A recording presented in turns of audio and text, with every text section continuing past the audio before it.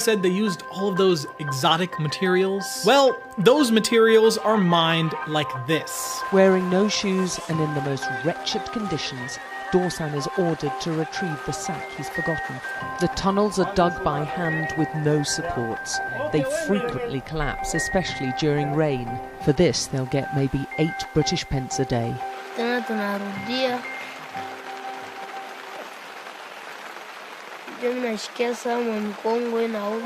What you're seeing right now is a cobalt mine in the Democratic Republic of Congo. The people that work on these mines are poor, often being paid less than a couple dollars a week. They are overworked, with many of them working 24-hour shifts or more. And many of them are children.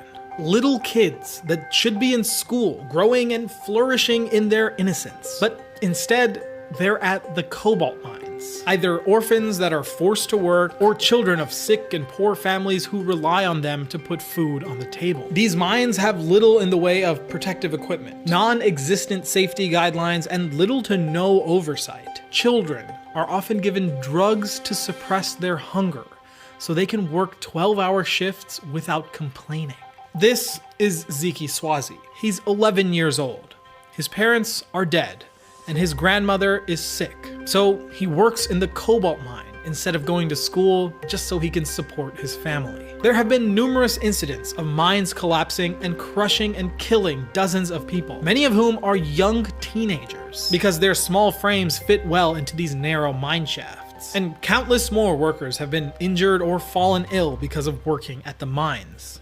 Many of these mines sell directly to giant Chinese battery makers like Huayu and CDN, who go on to produce and sell batteries and cells to many major automakers around the planet. Congo produces about 50% of all the cobalt in the world. And in 2020, Volkswagen was the #1 consumer of cobalt on the planet, having used nearly 3,000 tons of cobalt to make about 420,000 electric cars. Second on that list is none other than Tesla, who used just over 2,000 tons of cobalt to make about 500,000 electric cars. Companies like Hyundai, Daimler, and Stellantis follow close behind. And all of these companies plan to scale up their battery manufacturing effort by orders of magnitude over the next coming years. And those are just the car manufacturers. Every single mobile device we use today has a lithium-ion battery. And companies like Apple and Samsung are sourcing cobalt at levels that rival the auto manufacturers. That means over the next 10 years, cobalt mining in the Congo will have to scale up dramatically to meet this massive demand. That means more and more of these destitute Congolese citizens will be forced into the mines. And it's not just cobalt. Congo is home to massive deposits of copper, manganese, and of course the all-important lithium, all of which are planning to be mined aggressively over the next coming years. After numerous probes by human rights organizations over the years, companies like Volkswagen, BMW, Apple, and Samsung have all stated that they're leading initiatives to create more humane mining in the Congo. But